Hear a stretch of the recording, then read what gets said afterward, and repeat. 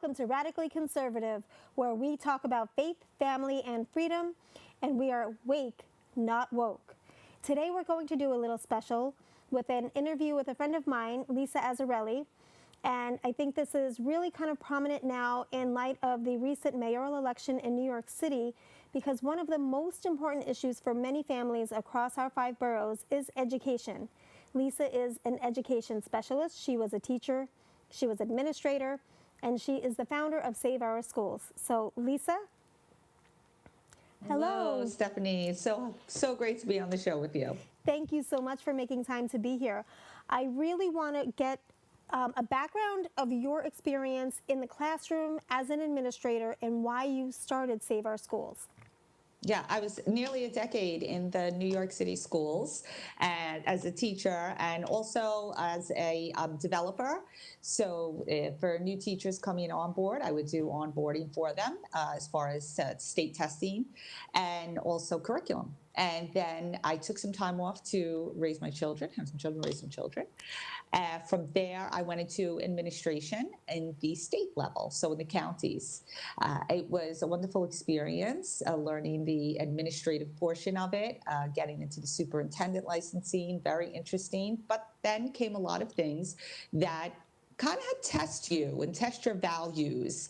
And I decided to expand into SAT tutoring and developed a business with that. And as time went on, I began to see that the things happening in the public school system statewide were somewhat problematic for many of my colleagues and also parents. And so I decided to open up Save Our Schools probably close to 7, 8 years ago now. And it really grew in a great way, a wonderful network, and we received a lot of positive feedback because we empowered the parents to understand the system, which is often not transparent. So as a result, I moved on into other aspects of then advocating for parents and students and helping them to get the rights they deserve. Sounds like your phone should be ringing off of its hook. And not that we have phones on hooks anymore, but I see across the country videos of parents at PTA meetings reading books that are on their children's shelves in their classrooms, and they're not allowed to read it in front of adults in a PTA meeting or in a city council setting. But yet these books are on the shelves for our children to grab hold of and read. And as young as, what would you say is the youngest child that's able to access these types of books that many parents are questioning across the country? Well, we're looking at a system that has incorporated the UPK program, the Universal Pre-K. So you're talking as young as age 4, in some cases, 3, depending on the program. So pre-K through 12. Okay, so we're talking about they're barely out of the infancy stage. They're still walking, crawling, and then just learning their numbers, shapes, colors. Yeah. And here it is, they're looking at books that makes an adult blush. Yes, absolutely. There is a wonderful gentleman in Florida. He's been in the news. He's a friend of our foundation and network.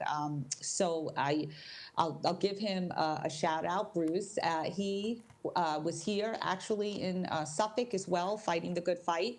But he has created an amazing database for parents, along with the World Library Association, to help parents say, hey, what book is this that might be in my school? Let me learn more. And they will literally provide you with the excerpts that are extremely concerning, such as the book All Boys Aren't Blue. In that book in particular, which we fought hard to get out of many of the Suffolk school districts, and I'll get into a wild quote for that one. But in All Boys Aren't Blue, basically it is a memoir of a real life instance of family sexual abuse, molestation, incestual, and they kind of almost glorify it. It's not as if the victim, who is supposedly the author, but when you read it, you would almost think that the abuser is the author. I mean, that's how glamorized it is.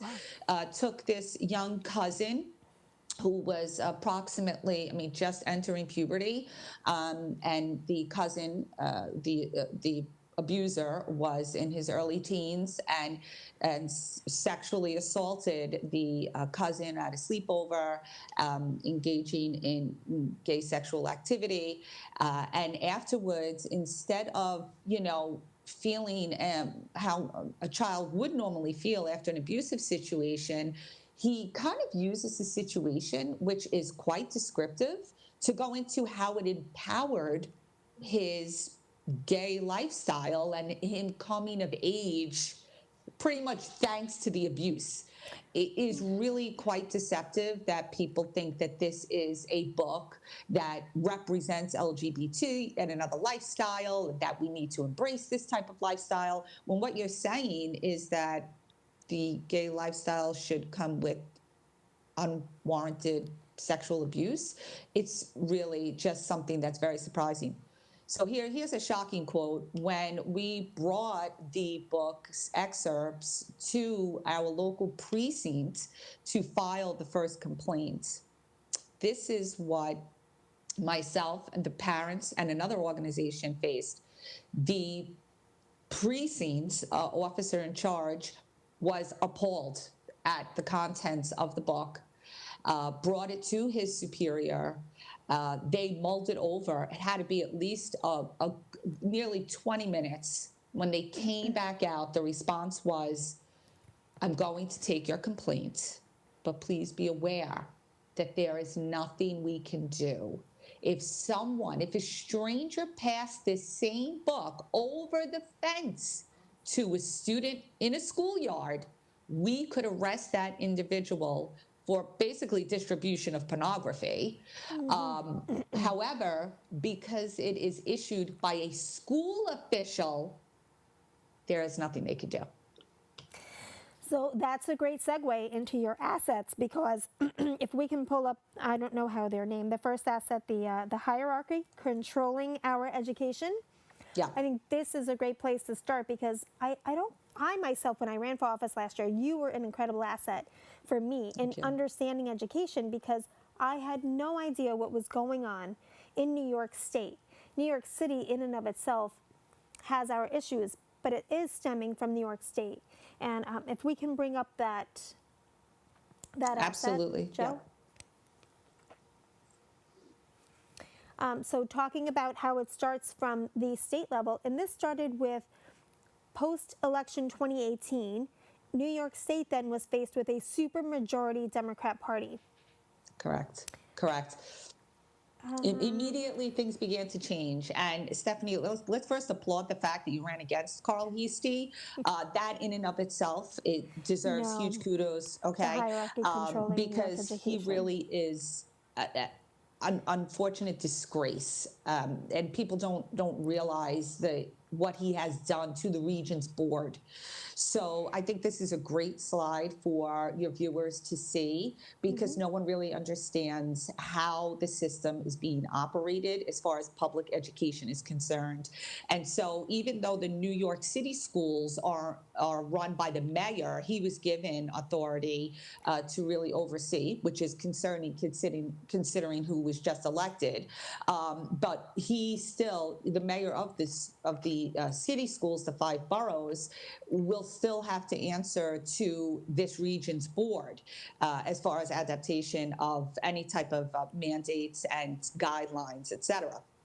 So Carl Heastie and Andrea Stewart Cousins are both in the main power holders of who gets appointed to the Board of Regents. It's not an elected position, Stephanie. So your viewers need to understand that. The parent doesn't get a right to even say who is going to be overseeing the curriculum of New York State. It is basically these two, with Carl Heastie having more of the upper hand because he's the Speaker of the Assembly, and that is larger, obviously. The membership is larger than the Senate. So therefore, he has a stronger say. One of the people he recently helped to appoint was a Shino Takinawa, who is an outspoken Asian woman from Manhattan, I believe the District 2 or so, and she is so communist in her vocal outlook on race and privilege. It's astonishing. When her children, though, had gone through privileged as they want to say, or the higher offering programs in the city. But then, her children are grown. So now it's let's remove that from the rest of the children. So these specialized programs have now been placed into a whole separate district. Okay, so Carl Hasty and Andrea Stewart Cousins, now that they have a supermajority, they basically tell all the underlings with them within their party, this is how you're voting on this, and that's it. And Correct. there's no second party in New York at the moment. The No. Republican And Party has no voice. No voice, and we have a really activist board of regents. I mean, Lester Young, who's on that slide, he is the chancellor, or was, I think he might have just left. He came in with a full-blown, he wrote it, and we can look it up, but it is all about how white supremacy needs to be recognized and removed, and cultural, embrace of other nationalities that are minorities and have been abused. He just says the most insane things in this rant. It's shameful, honestly. Coming from someone whose father was a jazz musician in New York, and he has basically only worked in school districts in one particular, area of his particular race.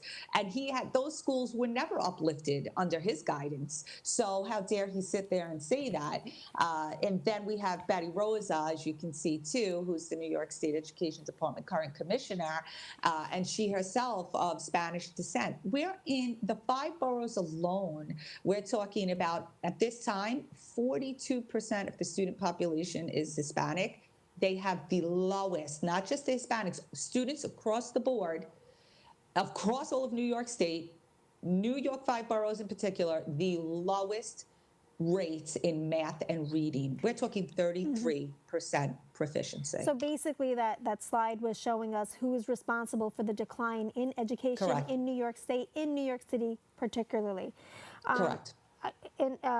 So the school system impact, I want to bring this up because when I saw this last year, I nearly fell off the chair. That these laws were being put into place. Mind you, the 2024 proposal one that no one truly understood was for a separate reason, but looking at the way, like a chessboard, the way they set up building the removal of parental consent for students, this is so alarming. And parents across the boroughs what can they do? When this has been done at the state level, what can the parents within the 5 boroughs, what can they do to combat some of what's been passed? Right. So this is where it gets even more sad, is that the parents in the 5 boroughs, technically, for all intensive purposes, have no say. The mayor has the primary authority, and then after the mayor, there is the chancellor of the schools. However, the mayor has the ultimate governance. The school boards themselves, which are called like community education associations or so, panels, they are not even, it's a joke. They're just a couple of parents. One is appointed by the borough president of each, and they have no say. So in the 5 boroughs in particular, the parents are really without any voice. And so the impact that's happening to their children is out of their control. And there is a push for charter schools. But unfortunately, what we're seeing pop up instead are these union community social schools they were called Future Forward at one time, and they were changed again to a community school model. And basically what they provide is social emotional, if the school adopts the model within the boroughs, which already they have, I think, 39 of these schools embedded within the 32 school districts, the union runs the model, and they offer social emotional behavior modification. They offer after-school programs, so the child is longer at school so the parent can stay at work or do whatever. They do the child's laundry. They provide mental health. They provide medical. They replace the parent. Mm-hmm. And this is what they're facing. Okay, so I want to go to control of New York City DOE, that slide, because this is the direct repercussion of the mayoral race. Correct. As you were stating, the mayor now appoints the chancellor, and I believe Jamal Bowman is being looked at as the next chancellor. Did you hear that as well? I did, and this is terribly, disappointing because again, you're talking a lot of. Listen, let's not even say that anything is radical. Let's just say that it is, even if it's politically motivated on whatever contingencies are coming from whoever is pulling the strings, who's ever the major donors. What do I mean by that? Well, for example, in New York State Regents Board 2023 adoption of the transgender affirming guidelines, we learned that the Human Rights Campaign was a major contributor. Who are they? They're an extension of George Soros's Open Society Foundation. So now we know for certain that we have a major wealth player within the New York State education system influencing it. So when we go to the city level, that's what you really have to look at. Who is influencing those that are going to be in charge of the education system? And sadly, what we're finding is that it's these non-governmental agencies contributing funds and whatnot. And the people that are associated with Mamdani or Bowman are people that parents should be very deeply concerned about. Okay, we have just a minute before our break. So I just kind of want to frame it for just a little bit of a recap. So parents really in New York City and the 5 boroughs have limited ability, if any. Right. They can't go to the community board. They can't go to parent-teacher meetings. They can't. There's no power vested in the parent for their child's education for the curriculum at this time in New York City. Correct. Okay, so on the other side of our break, I want to talk about what you suggest many of these parents do, what outlets they do have, how Save Our Schools can be a resource for them. And we also have to give you our quiz to see how radically conservative you are. Looking forward to it. Okay, thank you. How close are we, Joe?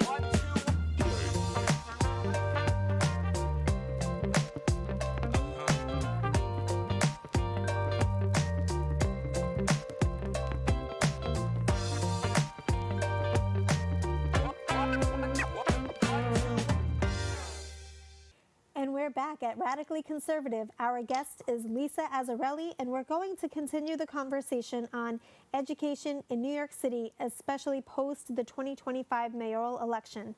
Lisa, thank you so much. I wanted to pick up where we left off. What can parents do now? Knowing what they are up against, knowing that the results are very grim for their children in public school situations, and they have zero say, zero authority over their children while they're in that school.